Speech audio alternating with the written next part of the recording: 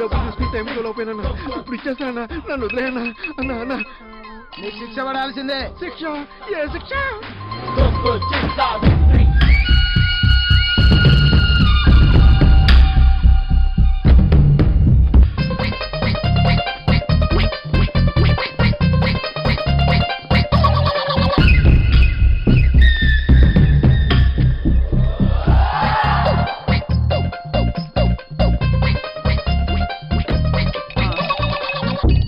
గట్లే అన్న, అన్న మాట విన్నందుకు నీకు చెవులు శిక్ష పడాల్సిందే. నా చెవులుకా?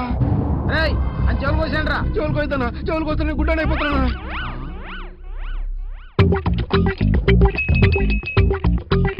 నీ చెవులు కోసేస్తే గుడ్డు నువ్వు లేకపోతావురా. చెవులు లేకపోతే నేను కళ్ళజోడు పెట్టుకోలేను కదన్నా. కరెక్టే కదన్నా. సారీ అన్న. రేయ్ అని చెవులు కోసాను రా.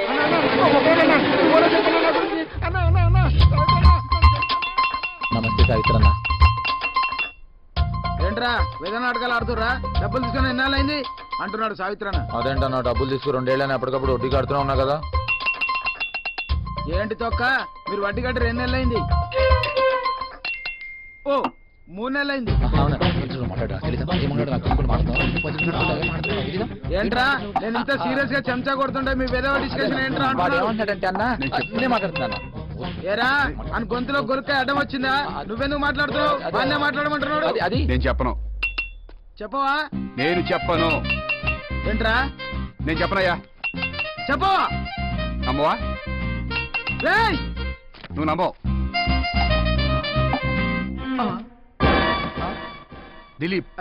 దిలీప్ కుమార్ లాగా లేడు. ఇప్పటికైనా నమ్ముతావా? నువ్వు నమ్మవు. ఏయ్ ఎటు పైకెత్తు, తిరుగు దించు, ఇటు తిరుగు, నోట్లో పెట్టుకో. దిలీప్ కుమార్ లా ఉన్నాడా లేడా? అన్న దిలీప్ కుమార్ లా ఉన్నాడా లేడా? ఉన్నావా? ఉన్నావు కదా అన్నా, నీకు థ్యాంక్స్ చెప్తాడు. అలాగే. ఒరే చందు, డబ్బులు ఎప్పుడు ఇస్తామని అడుగుతుండు. అన్న 2 రోజుల్లో గ్లాసుల్లో స్పూన్లో పెట్టిచ్చేస్తా అన్న.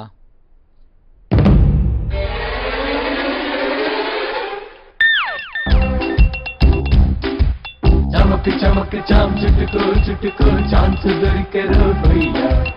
హొయ్యా రే హొయ్యా హొయ్యా నీ భయ్యారం తంచదియా. చామ్ చామ్ చక్ చామ్ చక్ చామ్ చామ్ త్వరగా ఇచ్చై నీ లంచం. అమ్మని ఇంత పెద్ద గంట కొట్టాడంటే కనీసం 2-3 గంటల ట్రాన్స్లేషన్ ఉంటుంది. కింద బాసి పెట్టేసుకుని కూర్చునిద్దాం. సరే అంటున్నాడు సావిత్ర.